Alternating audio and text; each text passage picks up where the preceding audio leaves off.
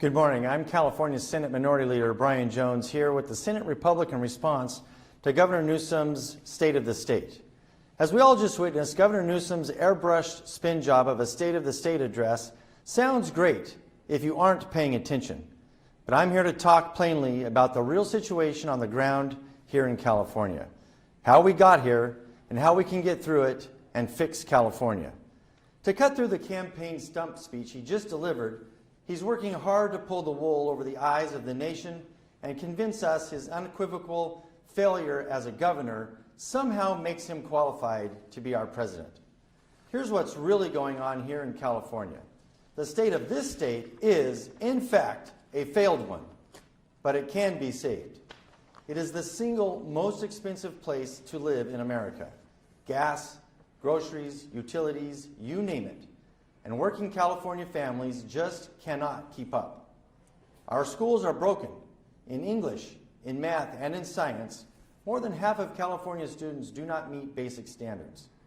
They aren't ready for college, they aren't ready for the workforce, and they are not getting the education they so desperately need and are so definitely entitled to.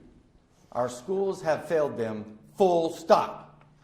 Our government, under the one-party rule that defines the Newsom era, has not only failed to correct course, it is the very policies championed by this governor that have created this horrible situation.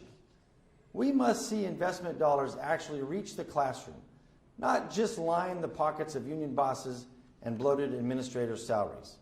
We must ensure student success through teacher accountability, and we must move away from schools as indoctrination centers and afford parents the peace of mind that their children are getting a first-rate education they deserve.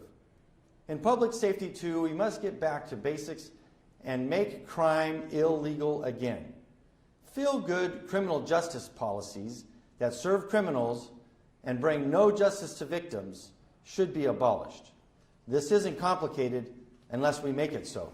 And boy, this governor has done that. Rejecting the desperate calls of Californians from across the political and social economic spectrum, Newsom has spent years protecting lawlessness and criminals. To hell with the law-abiding. Take a walk downtown in Gavin Newsom's California, and you'll see businesses boarded, homeless defecating and getting high in plain sight, and drug dealers operating with impunity in the heart of once vibrant communities. Communities now robbed of the opportunity, joy, and beauty that once defined them just a generation ago. A generation before Newsom and the mainstream left in California became indistinguishable from the fringe. Gaslight Gavin would have you believe he's made historic improvements to the quality of your life since taking office 7 years ago. Don't believe your lying eyes, he says. Believe him and his ministry of spin masters and script doctors. He distorts the data and spreads misinformation to have you believe things are better now. But look through the smoke and mirrors, ignore the sleight of hand, and cut through the campaign rhetoric. Look around your own life. Look at your utility bill. Look at your grocery costs. Look at your community, your safety, your opportunity. Look at the cost and quality of your life here in California and ask yourself if they match up. If you, like so many working families in our state, think it's time for change, then push back against Governor Newsom and his Democrat friends here in the Capitol. Rise up and demand more than false claims of victory and false promises of progress from a man eyeing the Oval Office more than the future well-being and prosperity of hardworking Californians. Rise up and demand affordability. Demand safety in your community. Demand schools that work for your kids. Demand a government and governor that puts your needs ahead of his own. Rise up and say no to more taxes. Say no to rich politicians spending more of your money while you're left with less and less. Rise up and stand with California Republicans and help us fix California.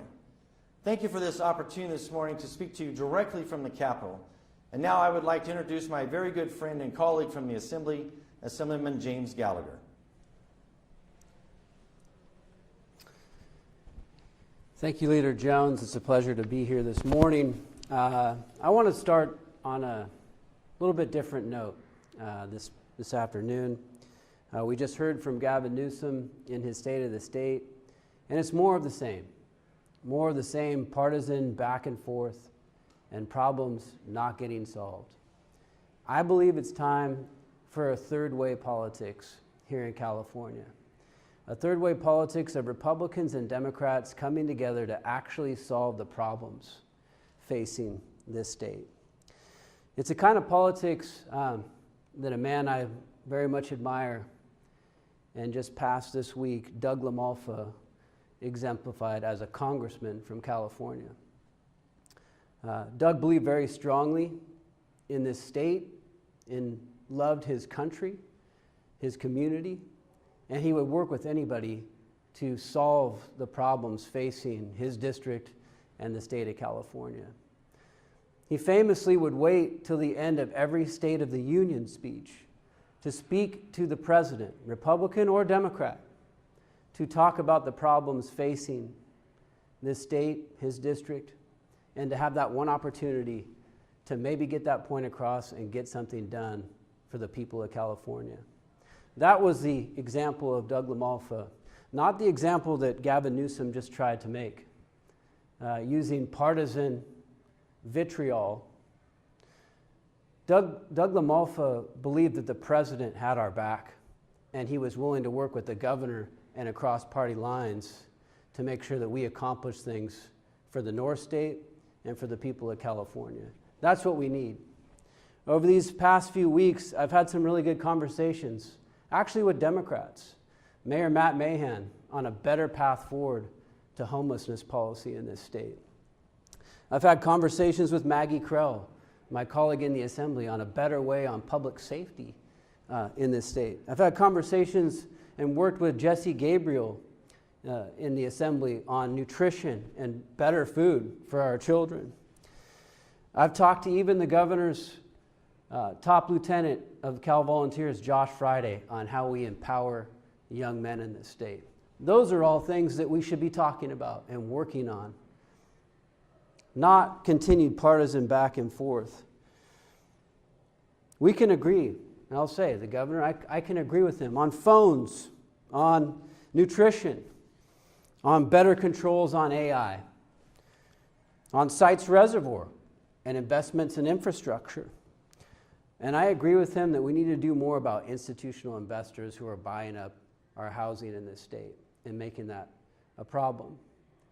But first, we need to recognize that mostly our policy has been on the wrong track, and that over the 8 years of Gavin Newsom, we've mostly stayed in entrenched policies that have made Californians' lives worse.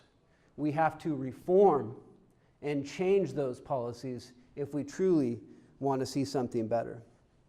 The common theme, of course, is affordability, which he has done nothing to address in his 8 years. No cost in California has gone down.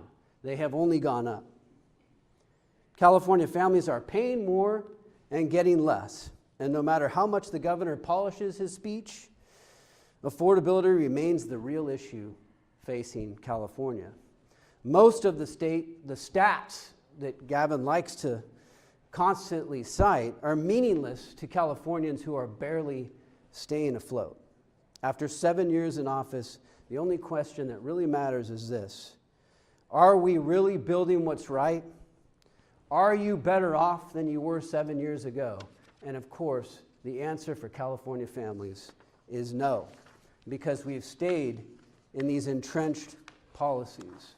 He mentioned the healthcare minimum wage, without mentioning that that is what has our hospitals on the brink of closure right now, ending healthcare opportunities in many of our areas. He mentioned the fast food increase, wage increase, without mentioning the 18,000 jobs that we have now lost in our fast food industry. For all the talk about wealth inequality, he oversees, as governor of the state, with the largest gap between rich and poor in the nation. So maybe your policies aren't working, Governor, and maybe it's time to start admitting it. Education is not just about money. More money spent on education that is not getting the job done and has our kids near last in the nation doesn't mean that you've established progress. Childcare, I agree. It's a major issue. We need to make sure that our people in the state can afford childcare, can get access to childcare. Because after all, most of us don't have a nanny like the governor and his wife do. And so what we are saying is it's important that those monies actually get to the people who need it and not wasted through fraudulent actors who are taking advantage of our system. You can't talk about child care and making sure that the money's getting there without talking about the real fraud and abuse that is going on right here in California. And we've seen it in many sectors. EDD, cell phones that were bought and wasted, a 911 system that still hasn't been brought up to date after millions and millions of dollars spent.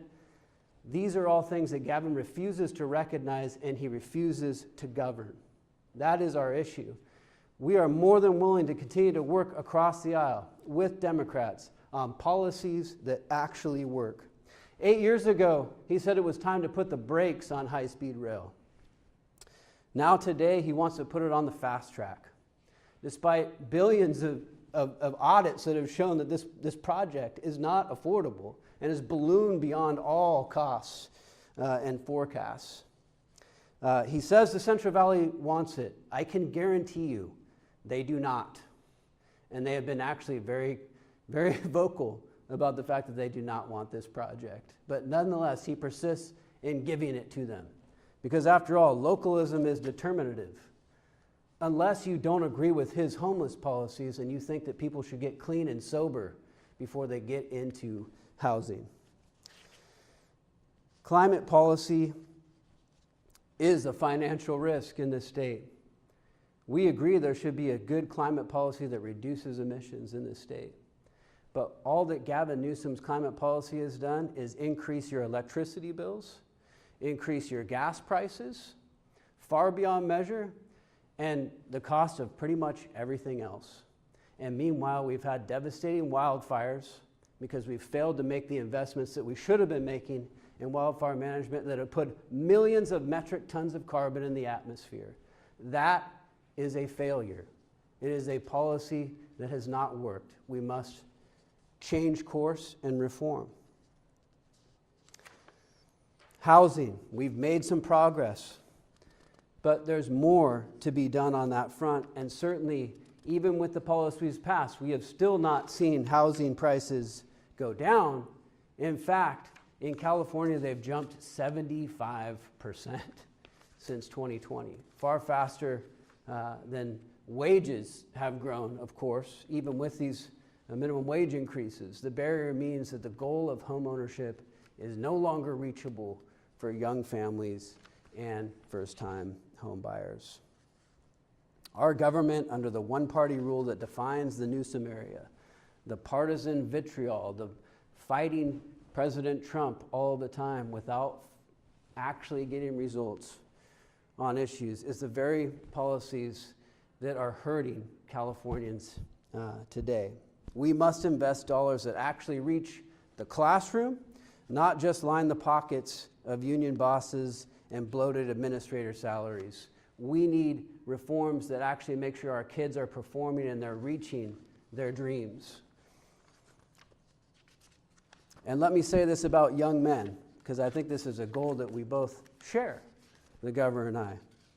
But if you want young men to become successful, you have to teach them to actually be men and not to persist in woke liberal nonsense that the governor has championed. Governor, if you're lamenting that men can't ask women on a date, it's because you told them that that's harassment and that that's toxic masculinity. We do need to be investing in our young men, and we need to raise them to be protectors and providers. And I am absolutely ready for that mission. But I don't think that Gavin Newsom, in all of these areas, is going to be the person who will lead us to that third way of politics.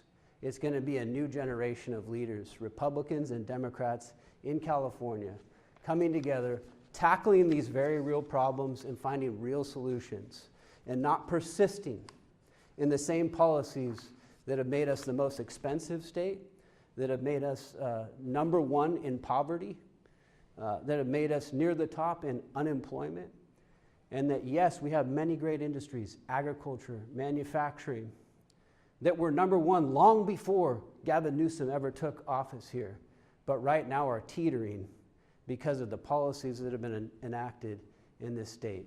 We can and we will do better, but only if we change course and we begin a new third way of politics here in California. I welcome that opportunity and will be working with people from all walks of life here in California to make it so. Thank you.